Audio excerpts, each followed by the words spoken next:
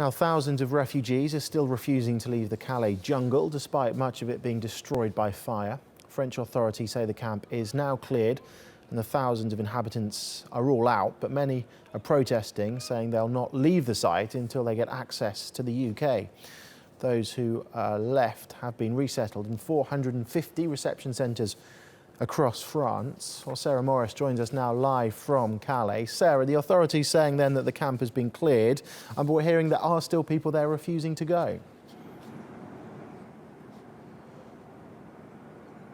There's certainly still people there. We think there's a couple of hundred that have spent the night staying in the camp, and among those, some unaccompanied child migrants, and that's probably the biggest concern. We understand around 200 of those had to sleep outside overnight. Of course, when the fires broke through the camp on Wednesday, there was the registration for those unaccompanied child migrants shut down, so they didn't have a chance to register, and now they also don't have somewhere to sleep inside the camp. So aid groups very concerned about what happens to them next, but authorities are saying they've cleared around 5,000 people from the camp, and that does include 1,500 underage migrants, but they estimated around 6,000 to 8,000 people were living in that camp before they started clearing it. So there are still a few thousand people that are unaccounted for. Now, we're hearing that some of them have just snuck off into the surrounding bushland here. They're going to try and stay close to Calais, maybe come back to a camp like this when the authorities have gone. We've heard that others have gone a little bit further away, and some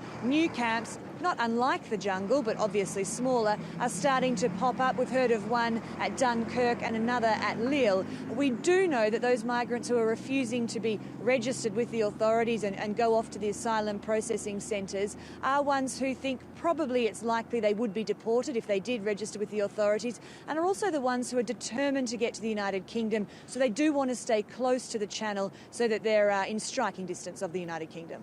Those who are refusing to go, is there anywhere left for them to stay after the fire? What is left of the camp?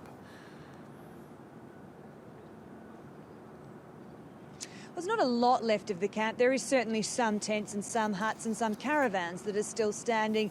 Around them, though, are the charred and blackened ruins of the camp that have been burnt so far. So some very flimsy frames from some primitive huts, also some parts of tents flapping in the wind. We've also seen things like shoes and cooking equipment lying on the ground, a lot of rubbish. I think perhaps the fire that ripped through that camp has done a lot of work for the authorities, because now they just need to come through and scoop up the remnants rather that are just still lying around. It's all looking pretty messy, to be honest. But on top of that, we've just noticed a very heavy stream of police and riot police at that going into the camp, van after van after van. There'd have to probably be around 30 police vans that have just gone into the camp, and there's a very tight security presence here this morning.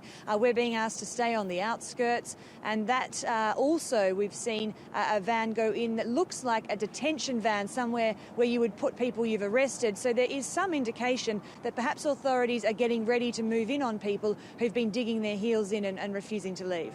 OK, Sarah, thank you.